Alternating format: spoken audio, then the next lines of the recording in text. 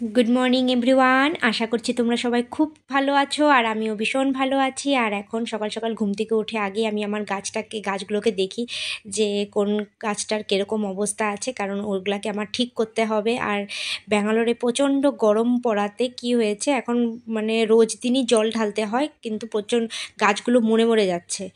তো এই জন্য আমি ভাবছি যে নতুন করে ফ্রেশ করে গাছগুলো আবার নতুন করে লাগাবো। তো আমার মুখ ধোয়া শেষ, আমি এখন ঘুমের থেকে উঠি, ফার্স্ট আগে খালি পেটে জল খাই। আর এই হচ্ছে আমার হাজব্যান্ডের খাওয়ার রেডি, ও সকাল সকাল ড্রাই ফ্রুটস খেয়ে বেরিয়ে পড়ে। আর এই হচ্ছে আমার খাওয়া সকালের ব্রেকফাস্ট, বুট মুগ আর হলো আঞ্জির, এই হচ্ছে আমার সকালের ব্রেকফাস্ট। তো এটা খাওয়ার পরে আমি বাকি কাজগুলোতে হাত দিই। আর আজকে ভেবেছি আমি একটু মাথায় হেনা দিব, তো সেজন্য কালকে রাত্রেই সেটা ভিজিয়ে রেখেছিলাম, গুলিয়ে রেখেছিলাম। তো খাওয়া দাওয়া কমপ্লিট করে, ব্রেকফাস্ট কমপ্লিট করে আমি হেনা দিতে বসবো। তো এই দেখো আমি হেনা দিতে বসে পড়লাম।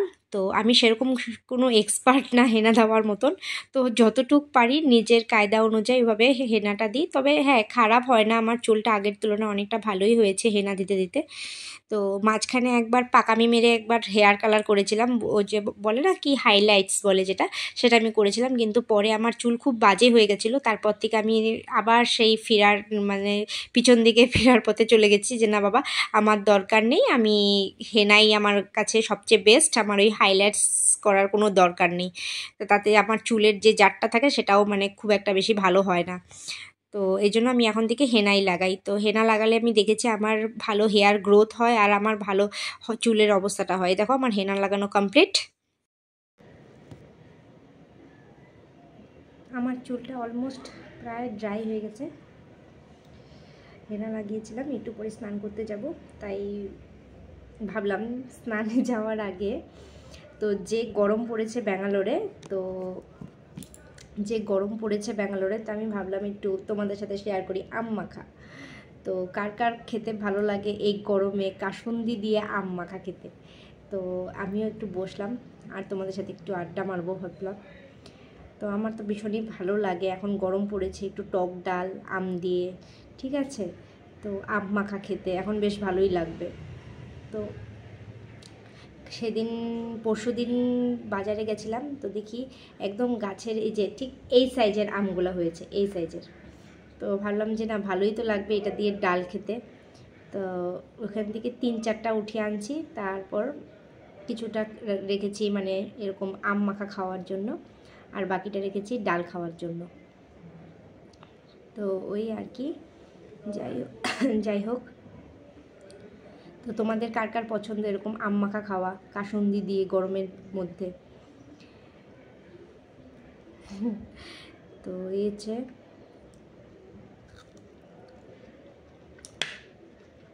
এই আম মাখাটা না, আমার একদম ছোটোবেলার কথা মনে পড়ে যায়। এই দেখো হচ্ছে কাসুন্দির বোতল।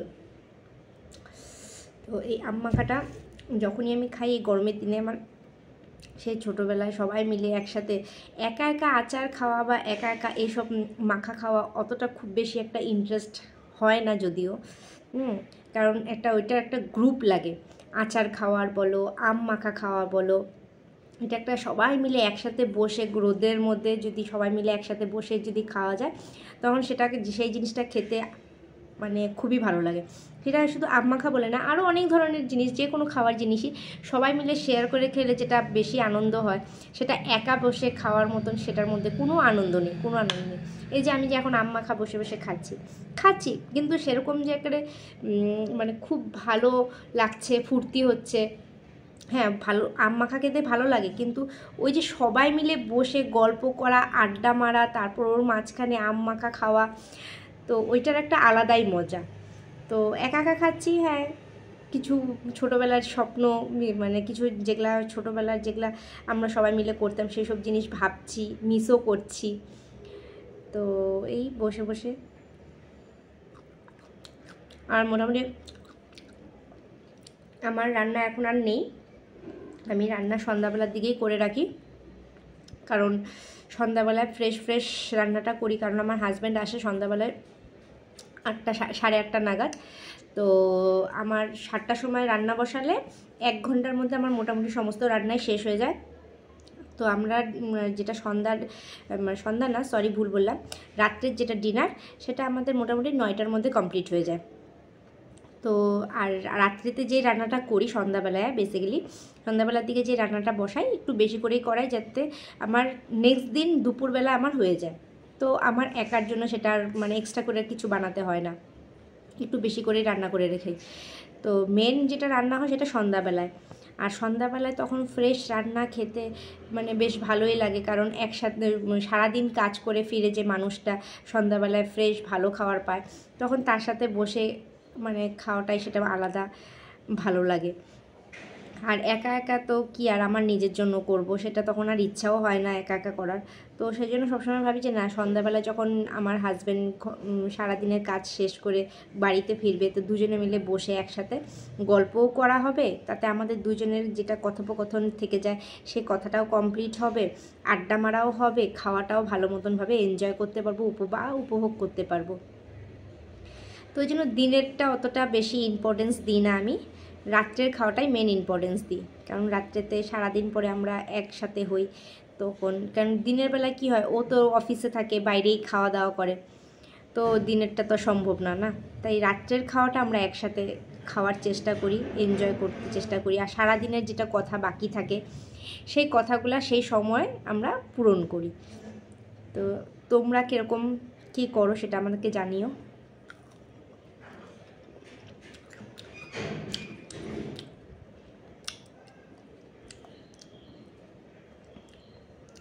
আর আমি ভাত খাওয়ার আগেই খেয়ে নিচ্ছি, কারণ কি হয়, যদি ভাত খাওয়ার পরে খাই এই আম মাখাটা, হয়তো মেবি আমার অ্যাসিড হতে পারে, তো সেজন্য আমি ভাত খাওয়ার আগেই খাচ্ছি আম মাখাটা,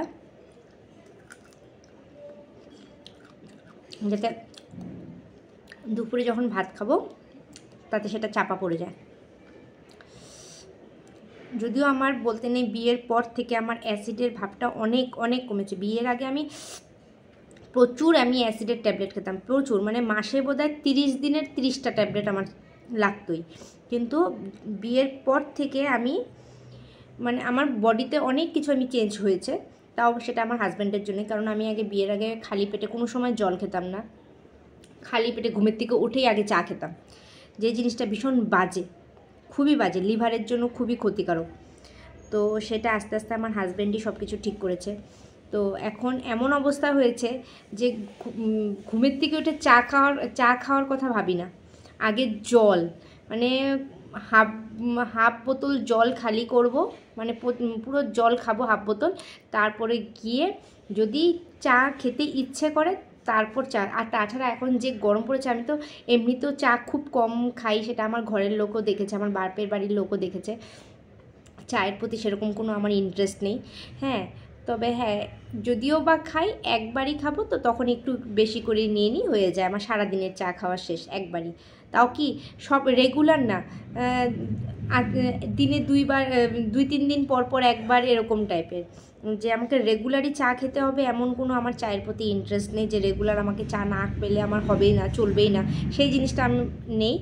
হ্যাঁ, তবে হ্যাঁ, আমি বাইরে গেলে, এখানে ব্যাঙ্গালোরে একটা জিনিস আছে যে ব্যাঙ্গালোরের প্রত্যেকটা মানে রাস্তায় 1 মিটার দূরে দূরে মানে জুসের দোকান আছে, ফ্রুট জুসের।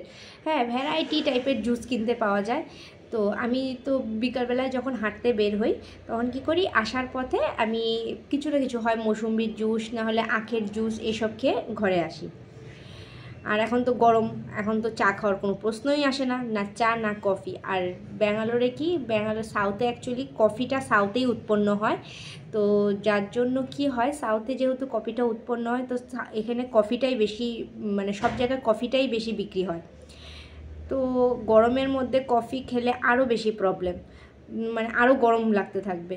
তো সেজন্য আমি এমনিতেই চা কম খাই, তো কফি তো প্রশ্নই আসে না। কফি যদি খেতেই হয় আগে আমার শীতকাল ছাড়া আমার এই গরমের মধ্যে কফি আমি খেতে পারবো না।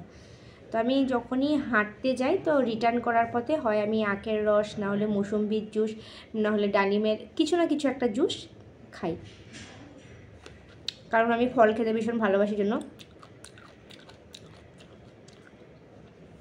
তো ব্যাঙ্গালোরে এরকম প্রত্যেকটা জায়গায় 1 মিটার ডিস্টেন্সে এরকম প্রচুর ফলের দোকান আছে, খালি ওখানে এরকম ফলের জুস বিক্রি হয়, আর প্রচুর সেখানে ভিড় হয়, প্রচুর।